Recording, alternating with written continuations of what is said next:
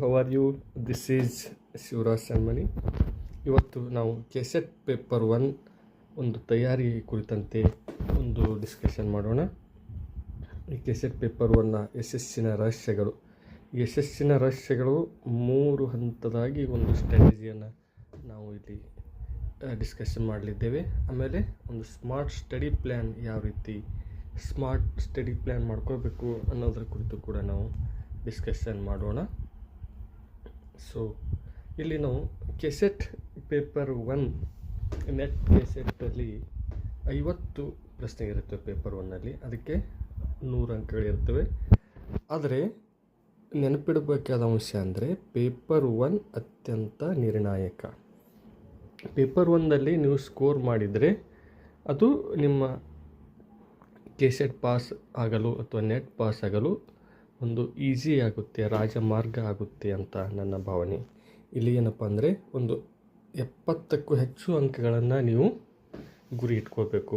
70ಕ್ಕಿಂತ ಹೆಚ್ಚು ಅಂಕಗಳು ಅಂದರೆ ಒಂದು ಕನಿಷ್ಠ ಒಂದು 35ಕ್ಕಿಂತ ಹೆಚ್ಚು ಪ್ರಶ್ನೆಗಳನ್ನು ನೀವು ಸರಿ ಮಾಡುವ ಒಂದು ಟಾರ್ಗೆಟನ್ನು ನೀವು ಇಟ್ಕೊಳ್ಬೇಕು. ಯಾಕಂದರೆ ಈ ಪೇಪರ್ ತುಂಬ ಸರಳವಾಗಿರುತ್ತೆ. ಇಲ್ಲಿ ಪ್ರತಿ ಅಧ್ಯಾಯದಿಂದ ಒಂದು 5 ಪ್ರಶ್ನೆಗಳು ಕೇಳೋದ್ರಿಂದ ಎಲ್ಲ ಅಧ್ಯಾಯದಲ್ಲೂ ನೀವು 5ಕ್ಕೆ 5 ಪ್ರಶ್ನೆಗಳನ್ನು ಸರಿ ಮಾಡುವ ಚಾನ್ಸಸ್ ಜಾಸ್ತಿ ಇರುತ್ತೆ. ಸೊ ಈ ಒಂದು ಕೆಸೆಟ್ ಪೇಪರ್ 1 ತಯಾರು ಮಾಡಬೇಕಾದ್ರೆ ನಾನು ನಿಮ್ಗೆ ಆಗಲೇ ಹೇಳಿದ್ದೆ, ಒಂದು 3 ವಿಭಾಗಗಳ ಸೂತ್ರ, ಒಂದು ಸ್ಟ್ರಾಟಜಿ ಯಾವ ರೀತಿ ಮಾಡ್ಕೋಬೇಕು ಅಂತಂದರೆ, ಒಂದು 3 ನಮ್ಮ ಇಡೀ ಸಿಲೆಬಸ್ಸನ್ನು 10 ಟಾಪಿಕ್ಗಳನ್ನು ಒಂದು 3 ಭಾಗಗಳಾಗಿ ವಿಂಗಡಿಸ್ಕೊಳ್ಬೇಕು. ಯಾವ ರೀತಿ ಅಂತಂದರೆ, ಇದು ಮೊದಲನೇದಾಗಿ ಈ ಲಾಜಿಕಲ್ ಅನಲಿಟಿಕ್, ಆಮೇಲೆ ಇದೊಂದು ಶೈಕ್ಷಣಿಕ ಅಡಿಪಾಯ ಅಂಥೇಳಿ, ಆಮೇಲೆ ಒಂದು ಸಾಮಾನ್ಯ ಜ್ಞಾನ ಮತ್ತು ಡಿಜಿಟಲ್ ಅಂತ ಒಂದು 3 ಭಾಗಗಳಾಗಿ ನಾನು ನಿಮ್ಮ ಸಲುವಾಗಿ, ನಿಮ್ಮ ಅನುಕೂಲಕ್ಕಾಗಿ ಇದನ್ನು ವಿಭಾಗ ಮಾಡಿದ್ದೇನೆ. ಇದು ಯಾವ ರೀತಿ ಪ್ರತಿಯೊಂದು ಯಾವ್ಯಾವ ಟಾಪಿಕ್ ಯಾವ್ಯಾವ ವಿಭಾಗದಲ್ಲಿ ನೀವು ಸ್ಟಡಿ ಮಾಡಬೇಕು ಅಂತ ವಿಚಾರ ಮಾಡಿದರೆ, ಈ ಫಸ್ಟ್ ಭಾಗದಲ್ಲಿ ನಾವು ಏನು ಮಾಡಿದ್ದೀವಿ, ಮ್ಯಾಥಮೆಟಿಕ್ಸ್, ಲಾಜಿಕಲ್ ರೀಸನಿಂಗ್ ಮತ್ತು ಡೇಟಾ ಇಂಟರ್ಪ್ರಿಟೇಷನ್, ಈ 3ನ್ನು ಒಂದು ಕಡೆ ಹಾಕ್ಕೊಂಡಿದ್ದೀವಿ. ಎಲ್ಲ ಇವು ಗಣಿತಕ್ಕೆ ಸಂಬಂಧಿಸಿದ ಒಂದು ವಿಷಯಗಳಾಗಿರೋದ್ರಿಂದ ಈ ಒಂದು ವಿಭಾಗದಲ್ಲಿ ಹಾಕಿ ಇದರ ಕುರಿತು ಸರಿಯಾಗಿ ಅಭ್ಯಾಸವನ್ನು ಮಾಡಬೇಕು. ಈ ಮೊದಲ ವಿಭಾಗ ಆದ ನಂತರ ನಾವು ಈ 2ನೇ ಭಾಗದಲ್ಲಿ ಏನು ಮಾಡ್ತೀವಿ ಅಂದರೆ, ಇಲ್ಲಿ ಟೀಚಿಂಗ್ ಆ್ಯಪ್ಟಿಟ್ಯೂಡ್, ರಿಸರ್ಚ್ ಆ್ಯಪ್ಟಿಟ್ಯೂಡ್ ಮತ್ತು ಕಾಂಪ್ರಹೆನ್ಷನ್ ಪ್ಯಾಸೇಜನ್ನು ಈ ಒಂದು 2ನೇ ವಿಭಾಗದಲ್ಲಿ ಸೇರಿಸ್ಕೊಂಡಿದ್ದೀವಿ. ಇದು ಆದ ನಂತರ ನೆಕ್ಸ್ಟ್ 3ನೇ ಭಾಗದಲ್ಲಿ ಏನು ಮಾಡಿದ್ದೀವಿ ಅಂದರೆ, ಇಲ್ಲಿ ಕಮ್ಯುನಿಕೇಷನ್ ಆಗಿರಲಿ, ICT ಆಗಿರಲಿ ಅಥವಾ ಎನ್ವೈರ್ಮೆಂಟು ಮತ್ತು ಹೈಯರ್ ಎಜುಕೇಷನ್, ಇವುಗಳನ್ನು 3ನೇ ವಿಭಾಗದಲ್ಲಿ ಒಂದು 3-3-4. ಇಲ್ಲಿ ಗಮನಿಸಬೇಕಾದ ಅಂಶ ಏನು ಅಂತಂದರೆ, ಈ ಮೊದಲ ವಿಭಾಗದಲ್ಲಿ ಇವುಗಳಿಗೆ ಪ್ರಾಕ್ಟೀಸ್ ಬೇಕು. ಪ್ರಾಕ್ಟೀಸ್ ಮೇಕ್ ಮೆನ್ ಪರ್ಫೆಕ್ಟ್ ಅಂತಾರಲ್ಲ, ಆ ರೀತಿ ಈಗ ಮ್ಯಾಥಮೆಟಿಕ್ಸ್ ಆಗಿರಲಿ, ಲಾಜಿಕಲ್ ರೀಸನಿಂಗ್ ಆಗಿರಲಿ ಅಥವಾ ಡೇಟಾ ಇಂಟರ್ಪ್ರಿಟೇಷನ್ ಆಗಿರಲಿ, ಇವುಗಳನ್ನು ನೀವು ದಿನಾಲು 1 ಗಂಟೆ, ಕನಿಷ್ಠ 1 ಗಂಟೆ ಲೆಕ್ಕ ಬಿಡಿಸಿದರೆ ಸಾಕು, ಈ ಒಂದು ಅಧ್ಯಾಯಗಳು ನಿಮಗೆ ಕರಗತ ಆಗುತ್ತವೆ. ಆಮೇಲೆ ಈ ನೆಕ್ಸ್ಟ್ ಇಲ್ಲಿ ಈ ಟೀಚಿಂಗ್ ಆ್ಯಪ್ಟಿಟ್ಯೂಡ್ ಇವೆಲ್ಲ ಏನಿವೆಲ್ಲ, ಈ ಅಧ್ಯಾಯಗಳು ಇವುಗಳಿಗೆ ಅಂಡರ್ಸ್ಟ್ಯಾಂಡಿಂಗ್ ಬೇಕು. ಇವು ಬೈಹ್ಯಾಟ್ ಮಾಡಿದರೆ ನಡೆಯುತ್ತಿಲ್ಲ. ಈ ಟೀಚಿಂಗ್ ಆ್ಯಪ್ಟಿಟ್ಯೂಡು ಬೈಹ್ಯಾಟ್ ಮಾಡೋಕ್ಕಿಂತಲೂ ಇಲ್ಲಿ ಅಂಡರ್ಸ್ಟ್ಯಾಂಡಿಂಗ್ ಕ್ವಶನ್ಸ್ಗಳನ್ನೇ ಹೆಚ್ಚು ಕೇಳ್ತಾರೆ. ಫಾರ್ ಎಕ್ಸಾಂಪಲ್, ಈಗ ನೀವು ಇತಿಹಾಸದ ಶಿಕ್ಷಕರಾಗಿ ನೀವು ಕೆಳಗಿನ ಯಾವ ಸ್ಥಳಗಳಿಗೆ ಪ್ರವಾಸಕ್ಕೆ ಕರೆದುಕೊಂಡು ಹೋಗುತ್ತೀರಿ, ಆವಾಗ ನಿಮ್ಮ ಮಕ್ಕಳನ್ನು ಯಾವ ಸ್ಥಳ ಕರ್ಕೊಂಡು ಹೋಗ್ತೀರಿ ಅಂದರೆ, ಅವರು ಒಂದು 4 ಆಪ್ಷನ್ ಕೊಟ್ಟಿರ್ತಾರೆ. ಒಂದು ಹಂಪಿ ಕೊಟ್ಟಿರ್ತಾರೆ, ಗೋವಾ ಕೊಟ್ಟಿರ್ತಾರೆ, ಗೋವಾ ಬೀಚ್ ಅಂತ, ಮತ್ತು ಯಾವುದಾದ್ರೂ ಒಂದು ವಾಟರ್ ಪಾರ್ಕು ಅಥವಾ ಮತ್ತೊಂದು ಯಾವುದೋ ಸೈನ್ಸ್ ಸೆಂಟ್ರು, ಈ ರೀತಿ ಕೊಟ್ಟಿರ್ತಾರೆ. ಸೊ ನಾವು ಇಲ್ಲಿ ಅಂಡರ್ಸ್ಟ್ಯಾಂಡಿಂಗ್, ತಿಳುವಳಿಕೆಯಿಂದ ನಾವು ಆ ಒಂದು ಯಾವುದು ಐತಿಹಾಸಿಕ ಸ್ಥಳ ಹಂಪಿ ಅಂತ ನಾವು ಹಾಕಬೇಕಾಗುತ್ತೆ. ಸೊ ಇಲ್ಲಿ ಬೈಹ್ಯಾಟ್ ಮಾಡೋದು ವರ್ಕೌಟ್ ಆಗೋದಿಲ್ಲ. ಹೆಚ್ಚು ಪ್ರಶ್ನೆಗಳು ಇಲ್ಲಿ ಅಂಡರ್ಸ್ಟ್ಯಾಂಡಿಂಗ್ ಒಂದು ಆಧಾರಿತವಾಗಿ ಇರ್ತವೆ.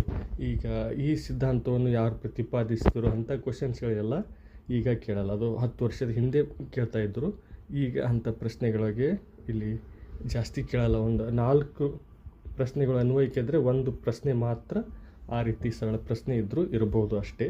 ಸೊ ಹೀಗಾಗಿ ಈ ಟೀಚಿಂಗ್ ಆ್ಯಪ್ಟಿಟ್ಯೂಡ್ ಆಗಿರಲಿ ಅಥವಾ ಈ ರಿಸರ್ಚ್ ಆ್ಯಪ್ಟಿಟ್ಯೂಡ್ ಆಗಿರಲಿ, ಆಮೇಲೆ ಕಾಂಪ್ರಹೆನ್ಷನ್, ಪ್ಯಾಸೇಜ್, ಇವೆಲ್ಲ ತಿಳುವಳಿಕೆಯಿಂದ ಇವನ್ನು ಅಂಡರ್ಸ್ಟ್ಯಾಂಡ್ ಮಾಡಿಕೊಂಡು ನಾವು ಈ ಟಾಪಿಕನ್ನು ಸಾಲ್ವ್ ಮಾಡಬೇಕಾಗುತ್ತೆ. ಈ ಕಾಂಪ್ರಹೆನ್ಷನ್ ಬಗ್ಗೆ ಮತ್ತೆ ಒಂದು ಸಪ್ರೇಟ್ ಆದಂಥ ಒಂದು ವಿಡಿಯೋದಲ್ಲಿ ನಾನು ನಿಮ್ಮ ಜೊತೆ ಡಿಸ್ಕಷನ್ ಮಾಡ್ತೀನಿ. ಕಾಂಪ್ರಹೆನ್ಷನ್ ಯಾವ ರೀತಿ ಅದರ ಕುರಿತು ತಯಾರಿ ಮಾಡಬೇಕು ಅಂತ ಹೇಳಿ. ಸೊ ನೆಕ್ಸ್ಟು ಇದು ಜ್ಞಾನ ಮತ್ತು ತಂತ್ರಜ್ಞಾನ. ಇಲ್ಲಿ ಬಾಹ್ಯಾಟ್ಗೆ ಹೆಚ್ಚು ಪ್ರಾಶಸ್ತ್ಯ ಇರುತ್ತದೆ ಇಲ್ಲಿ ಈ ಟಾಪಿಕ್ಕು. ಯಾಕಂದರೆ ಇಲ್ಲಿ ಕಮ್ಯುನಿಕೇಷನ್ ಇರ್ಬೋದು, ICT ಇರ್ಬೋದು, ಅಥವಾ ಇಲ್ಲಿ ಎನ್ವೈರ್ಮೆಂಟ್ ಆಗಲಿ, ಹೈಯರ್ ಎಜುಕೇಷನ್ ಆಗಲಿ, ಅಂಡರ್ಸ್ಟ್ಯಾಂಡಿಂಗ್ ಪ್ರಶ್ನೆಗಳ ಜೊತೆಗೆ ಇಲ್ಲಿ ಬಾಹ್ಯಾಟ್ ಸಹಿತ ಇಂಪಾರ್ಟೆಂಟ್ ಆಗುತ್ತೆ. ಯಾಕಂದರೆ ಈ WWW ಅಂದರೆ ಏನು ಅಂಥೇಳಿ ವಿಸ್ತೃತ ರೂಪವನ್ನು ಕೇಳಿರ್ತಾರೆ. ಈ ಕಾಪಿ ಪೇಸ್ಟು ಇಂಥ ಎಲ್ಲ ಕ್ವಶನ್ಸ್ಗಳೆಲ್ಲ ಬಾಹ್ಯಾಟ್ ಮಾಡತಕ್ಕಂಥ ಪ್ರಶ್ನೆಗಳಿರ್ತವೆ. ಪರಿಸರ ಸಂಬಂಧಿಸಿದಂಥ ಕೆಲವು ಸಮ್ಮೇಳನಗಳು ಇರ್ಬೋದು, ಆ ಸಮ್ಮೇಳನಗಳು ಯಾವ ಸ್ಥಳದಲ್ಲಿ ನಡೀತು, ಇಂಥ ಎಲ್ಲ ಸಂಗತಿಗಳು ಇಲ್ಲಿ ಬಾಹ್ಯಾಟ್ ಮಾಡಬೇಕಾಗಿರ್ತಕ್ಕಂಥ ಒಂದು ಟಾಪಿಕ್ ಅಂತ ಹೇಳ್ಬೋದು. ಇಲ್ಲಿ ಹೈಯರ್ ಎಜುಕೇಷನಲ್ಲಿ ಕೂಡ ಈ MOOC ಎದಕ್ಕೆ ಸಂಬಂಧಪಟ್ಟಿದೆ ಇಂಥ ಪ್ರಶ್ನೆಗಳೆಲ್ಲ ಇಲ್ಲಿ ಸಾಮಾನ್ಯವಾಗಿ ಇರ್ತವೆ. ಸೊ ಈ ರೀತಿ ನಾವು ಒಂದು ಸ್ಟ್ರಾಟಜಿಯನ್ನು ಬಳಸಿ ಒಂದು 3 ವಿಭಾಗಗಳಾಗಿ ನಾವೇನು ಮಾಡಬೇಕು, ನಮ್ಮ ಸ್ಟಡಿಯನ್ನು ಮಾಡಿದರೆ ಇದು ನಮಗೆ ಸರಳವಾಗುತ್ತೆ ಅಂತ ಒಂದು ನನ್ನ ಭಾವನೆ. ಇದರಲ್ಲಿ ನಾವು ಏನು ಮಾಡಬೇಕು, ಒಂದು ಅಭ್ಯಾಸವನ್ನು ಏನು ಮಾಡಬೇಕು, ಒಂದು 40% ಮಾಡಬೇಕು, ಥಿಯರಿ ಒಂದು 40%, ಆಮೇಲೆ ರಿವಿಷನ್ಗೆ ಒಂದು 20% ಸಮಯವನ್ನು ಮೀಸಲು ಇಡಬೇಕು. ಇಲ್ಲಿ ಅಭ್ಯಾಸ ಅಂದ್ರೆ ಏನು, ಈ ಲಾಜಿಕಲ್ ರೀಸನಿಂಗು, ಮ್ಯಾಥಮೆಟಿಕ್ಸು, DI ಇವುಗಳಿಗೆಲ್ಲ ನಾವೇನು ಮಾಡಬೇಕು, ಒಂದು 40% ಟೈಮನ್ನು. ನೀವು ಯಾವಾಗ ಬೇಸರ ಆಗಿರ್ತೋ, ನಿಮ್ಗೆ ಬೋರ್ ಆಗಿರ್ತದೋ ಆ ಸಂದರ್ಭದಲ್ಲಿ ನೀವು ಗಣಿತ ಲೆಕ್ಕವನ್ನು ಬಿಡಿಸ್ತಾ ಕೂಡ್ಬೋದು. ಯಾವಾಗ ನಿಮ್ಮ ಮೈಂಡ್ ಫ್ರೆಶ್ ಇರ್ತದಲ್ಲ ಆ ಸಂದರ್ಭದಲ್ಲಿ ನೀವು ಥಿಯರಿ ಕಾನ್ಸೆಪ್ಟ್ಗಳನ್ನು ಓದಬೇಕು. ಆಮೇಲೆ ಪ್ರತಿ ವಾರಕ್ಕೆ ಒಂದು ದಿನ ಆದರೂ ನೀವು ಎಲ್ಲ ಏನು ಓದಿರ್ತೀರಿ ಅದನ್ನು ರಿವಿಷನ್ ಮಾಡಬೇಕು. Revision is key to success. Repeated revision, ಕೇವಲ ರಿವಿಷನ್ ಅಲ್ಲ, ರಿಪೀಟೆಡ್ ರಿವಿಷನ್ ಮಾಡಬೇಕು. ಹಾಗೆ ಅದರ ಜೊತೆಗೆ ಮಾರ್ಕ್ ಟೆಸ್ಟ್ ಕೂಡ ನೀವು ಅಟೆಂಡ್ ಮಾಡಬೇಕು. ಒಂದು ಮಾದರಿ ಟೆಸ್ಟ್ ಯಾಕೆ ನಾವು ಅಟೆಂಡ್ ಮಾಡಬೇಕು ಅಂತಂದರೆ, ಆ ಮಾರ್ಕ್ ಟೆಸ್ಟ್ ಅಟೆಂಡ್ ಮಾಡೋದ್ರ ಮೂಲಕ ನಿಮಗೆ ಸಮಯವನ್ನು ಯಾವ ರೀತಿ ಸದುಪಯೋಗ ಪಡ್ಕೊಳ್ಬೋದು. ಎಕ್ಸಾಮ್ ಹಾಲ್ನಲ್ಲಿ ನೀವು ಪ್ಯಾಸೇಜ್ ಬಿಡಿಸ್ಬೇಕಾದ್ರೆ ಎಷ್ಟು ನಿಮಿಷದಲ್ಲಿ ಪ್ಯಾಸೇಜ್ ಬಿಡಿಸ್ಲಿಕ್ಕೆ ನಿಮಗೆ ಸಮಯ ಬೇಕು, ಅಥವಾ ಡೇಟಾ ಇಂಟರ್ಪ್ರಿಟೇಷನ್ ಎಷ್ಟು ನಿಮಿಷದಲ್ಲಿ ಸಾಧ್ಯ ಆಗುತ್ತೆ, ಅದಕ್ಕೆಲ್ಲ ನೀವು ಒಂದು ಮಾದರಿ ಟೆಸ್ಟ್ಗಳನ್ನು, ಒಂದು 4-5 ಮಾದರಿ ಟೆಸ್ಟ್ಗಳನ್ನು ಬಿಡಿಸಿದಾಗ ನಿಮಗೆ ಆ ಸಮಯವನ್ನು ಯಾವ ರೀತಿ ಹೊಂದಾಣಿಕೆ ಮಾಡಬೇಕು ಅನ್ನೋದ್ರ ಕುರಿತು ಒಂದು ಐಡಿಯಾ ಸಿಗುತ್ತದೆ ಅಂತ ಒಂದು ನನ್ನ ಭಾವನೆ. ಈ ಒಂದು ಪ್ರಮುಖ ಆಕಾರಗಳು ಅಥವಾ ಗ್ರಂಥಗಳ ಕುರಿತು ನಿಮ್ಗೆ ಹೇಳಬೇಕಾದ್ರೆ, ಇಲ್ಲಿ KVS ಮದಾನ್ ಬುಕ್, ಇದು Bible of the KSET net JRF ಅಂತ ಹೇಳ್ಬೋದು. ಈ KVS ಮದಾನ್ ಬುಕ್ ನೀವು ಖರೀದಿ ಮಾಡಿ, ಆನ್ಲೈನ್ನಲ್ಲಿ ಇದು ಈ ಬುಕ್ ಸಹಿತ ಅವೈಲೇಬಲ್ ಇದೆ, ಅದನ್ನು ನೀವು ಸದುಪಯೋಗ ಪಡಿಸ್ಕೊಬೇಕು. ಆಮೇಲೆ ಈ ಟೀಚಿಂಗ್ ಆ್ಯಪ್ಟಿಟ್ಯೂಡ್ ಕುರಿತು ಅರಿಯನ್ ಪಬ್ಲಿಕೇಶನ್ದವ್ರ ಪುಸ್ತಕ ಇದೆ, ಅದು ಕೂಡ ಚೆನ್ನಾಗಿದೆ. ಸಾಕಷ್ಟು ಪುಸ್ತಕಗಳಿವೆ, ಅದರಲ್ಲಿ ನಾನು ನಿಮಗೆ ಇದು ಒಂದು ರೀತಿ ಉತ್ತಮ ಅಂತ ನಿಮ್ಗೆ ಸಜೆಸ್ಟ್ ಮಾಡ್ತಾ ಇದ್ದೇನೆ. ನೀವು ನೋಡಿ ನಿಮ್ಗೆ ಯಾವುದು ಆ ಮೆಥಡು, ಯಾವ ಪುಸ್ತಕ ನಿಮ್ಗೆ ಸರಿ ಅನ್ನಿಸ್ತೋ ಅದನ್ನು ನೀವು ರೆಫರ್ ಮಾಡ್ಬೋದು. ಎಲ್ಲಕ್ಕಿಂತ ಮುಖ್ಯವಾಗಿ ನಾವು ಗಮನಿಸಬೇಕಾದ್ರೆ ಕಳೆದ ಒಂದು 4-5 ವರ್ಷದ ಪ್ರಶ್ನೆ ಪತ್ರಿಕೆಗಳನ್ನು ಬಿಡಿಸಬೇಕು.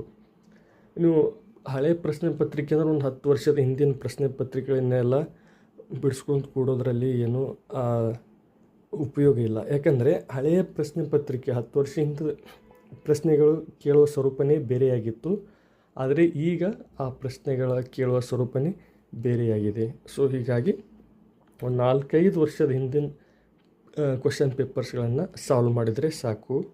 ಆಮೇಲೆ ಒಂದು ಯಾವುದಾದ್ರೂ ಸರಿಯಾಗಿರೋ ಒಂದು ಯೂಟ್ಯೂಬ್ ಚಾನಲನ್ನು ರೆಫರ್ ಮಾಡಿರಿ. ಈಗ ನಮ್ಮ ಲೂಮಿನಸ್ ಲೀಫ್ ಯೂಟ್ಯೂಬ್ ಚಾನಲನ್ನು ಸಬ್ಸ್ಕ್ರೈಬ್ ಮಾಡಿರಿ. ಯಾಕೆಂದರೆ ನಿಮಗೆ ಈ ಒಂದು ಚಾನಲಲ್ಲಿ ಯಾವುದೇ ಒಂದು ಹೊಸ ಮಾಹಿತಿಗಳಿದ್ದರೆ ಅದನ್ನು ನಿಮಗೆ ನೋಟಿಫಿಕೇಷನ್ ಸಿಗುತ್ತದೆ. ಅದರ ಒಂದು ಉಪಯೋಗವನ್ನು ನೀವು ತೆಗೆದುಕೊಳ್ಬೋದು. ಇಲ್ಲಿ ಕೀ ಏನಪ್ಪ ಅಂತಂದರೆ ಗಣಿತದ ಮೇಲೆ ಹಿಡಿತ.